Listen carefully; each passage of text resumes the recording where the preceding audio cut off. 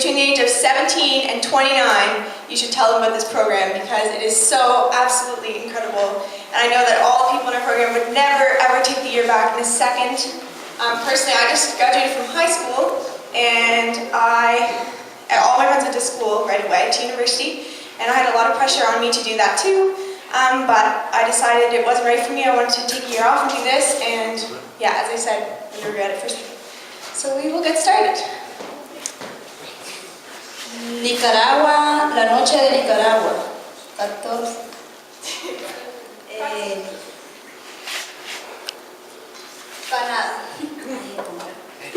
Canada, World International Educational Program for people aged from 15 to 35, a non-profit organization learn about other cultures, leaderships, and communication skills.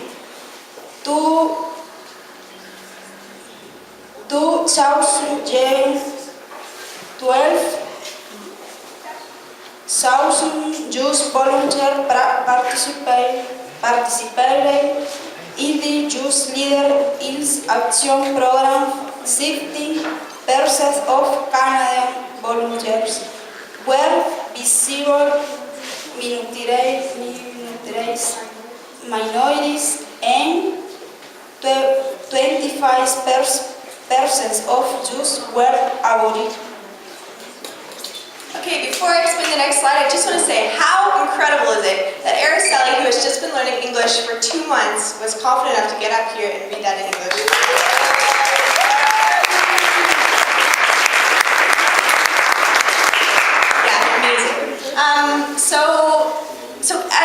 When I was saying before, anyone's 17 to 29, so that's, Canada has a bunch of different programs for all ages. The specific one that we're doing is called Youth Leaders in Action.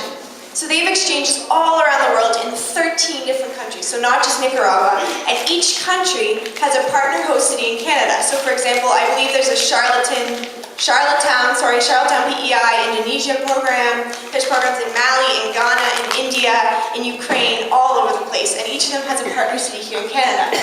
So ours, of course, was Red Deer, Nicaragua. So you spend, when you go on the trip, there's 9 Canadians who do it, all from all across the country, and 9 people from the other country.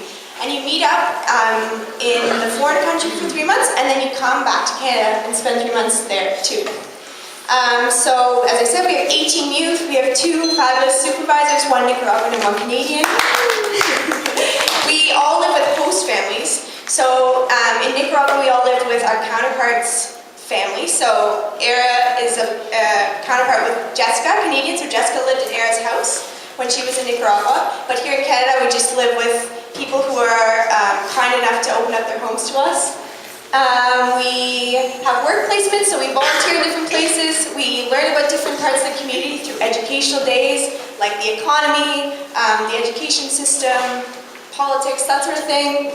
We fundraise for a Giving Means project, which you'll hear about soon, and mostly we just have fun.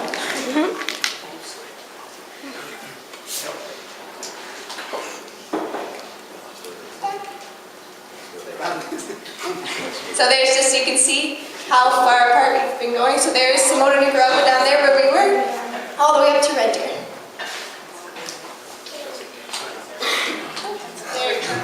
So if you can see, there's Nicaragua with Honduras and Costa Rica. Somoto is way up on the northwest side, right by, it's actually just 20 minutes from the border of Honduras, just way up there in the north.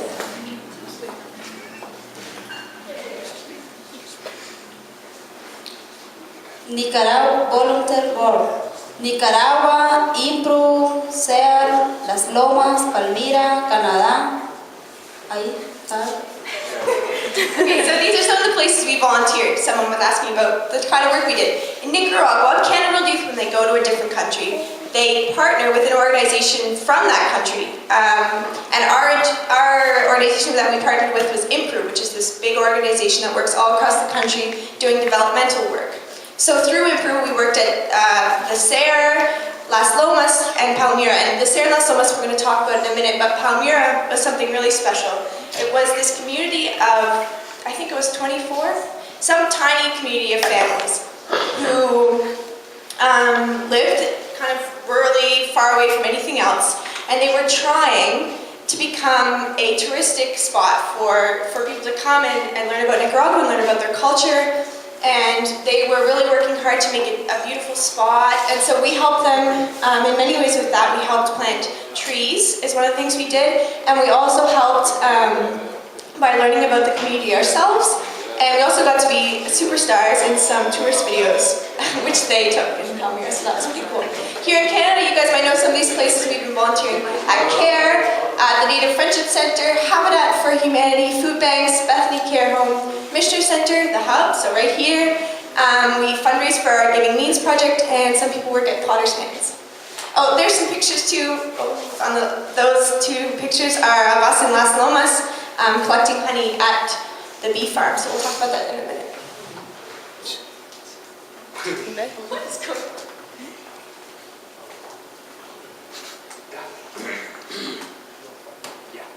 Yeah, so here's some pictures of us working. There are a couple of us where we went around Samoto with some really cool women there who were feminists, and we were putting up feminist slogans. This one says, in English, I'm trying to translate. I'll just read it. Machismo mata empobrece y... What does that mean? Chauvinism causes oppression and brutality. That, exactly. We put that all around Samoto. I should have known what it said because I was going to put that. Anyway, and yeah, so that's us doing that. That was pretty cool. There's us working in Palmyra, planting trees, digging a hole in Palmyra. I don't know what that's called. This is us. We went to a couple marches, some feminist marches, some human rights marches with our sign. Up there in the top left-hand corner, we're selling hot chocolate for our Giving Means project. Next slide. Next. You get to see it all again. Hooray! Here we are again. Okay, there. So as I said, mostly we just have fun. Here's us teaching some of the Nicaraguans to skate. Which was pretty hilarious. There's us by, I think that was by one of the biggest lakes in Nicaragua, wasn't it? Like Lake Managua? Yes. That one, yeah. Playing soccer, yeah, lots of fun stuff. Some more fun. This one's pretty cool. That was us swimming in the Rio Coco, which is the longest river in all of Central America. That's us at the top of the highest mountain in Samoto, learning how to cross-country ski. Building a quinzee. Anyone heard of a quinzee before? It's like an igloo. 4 of us actually slept in it. It was freezing. Riding a donkey. Cannibal stuff pretty bad. Awesome. Anyone have any questions about cannibal deeds?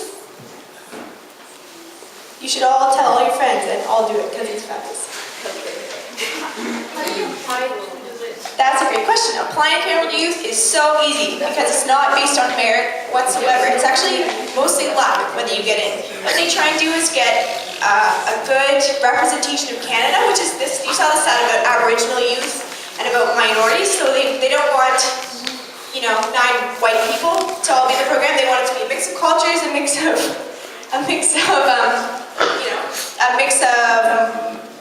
like how much money you have. What would be the correct word for that? Economic status, maybe. They want it to be mixed. So they want a mix of people. They want different ages. They want different backgrounds. They want different provinces. So it's basically luck when you get in. All you have to do is put in your name, put in your basic information, send it in, and go from there. So it's worth a shot for sure. Cannibal Youth website. Yeah. Yeah. Easy to find. Just Google Cannibal Youth. Thank you. We're going to have Kevin come up here and talk about, Kevin and Jackson, talk about the alternative rural educational centers in Nicaragua, which were a part of our program that they're partnered with. Nicaragua, nuestra tierra única y original. Hi everyone. I'm going to talk about, my name is Jackson, I'm from Nicaragua, I'm the project supervisor from the group in our organization, and it's a pleasure to be here with everybody here that is about the presentation from Nicaragua. As you know, they were talking before about SEAR, And I'm going to explain you first what is that and what youth they are working. It was one of the work placement that the group was in Nicaragua. It's our main rural education center, and our organization is about start working like in 1990, but they continue working with families in different very rural areas. And they saw that there were many youth and kids that they didn't have option to go to the school because they live very far from the city and they have to travel like a 30 kilometers or 40 and they can't go every day, and that's why they decide to create an alternative school. And the CEAR is 2 days a week and they have different kind of opportunity. It started on 2000. Start with like 3 or 4 community, but now they are growing. They are with like 30 or almost 40 communities working, and they are divided in 4 schools. And now they are different foundations that they have from the other countries, and they are working with the students at the school. And then our organization, they have like 20 teachers. They are facilitators at this school, and they have like the place that they can work in the agriculture or with corn, beans, tomato, and different kinds that he's going to explain you later what is doing in this community. And now there are like around there are many students, almost 300 students in this school. And they are graduated, they are going for 3 years, and they study the high school there, and they have opportunities to learn computer, bakery, and different kinds like a photograph, and different stuff that they can be working. The group was helping to the teacher because there are people from the community that they are promoters too, and they help to the facilitator. And that's why it's the alternative school, and now they have the option to have lunch at the school too, because they are very poor and they come from the communities and they don't have the food, and then at the school they cook and they have this opportunity. And now that was the initiative from our organization, and now they are working. My Kevin, he's going to explain you about what's. Thank you.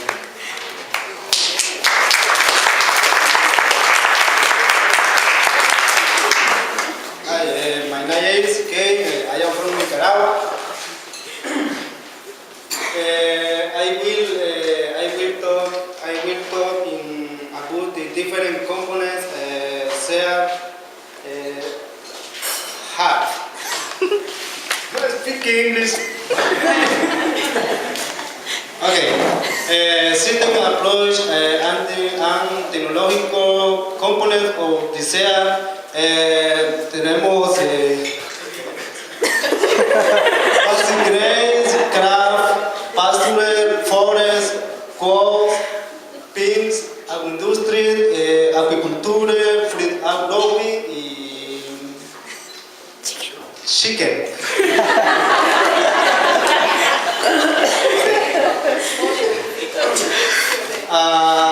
Improve traditional hay house. The family communities, body counts and semen structure, fertilization para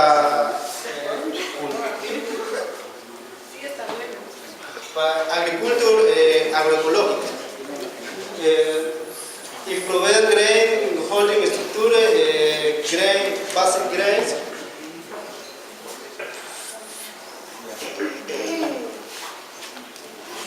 Plot for medicinal plants.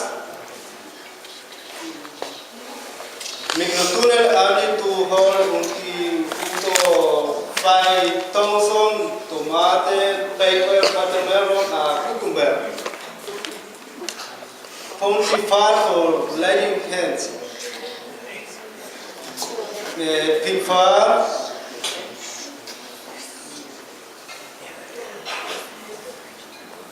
Orchid greenhouse,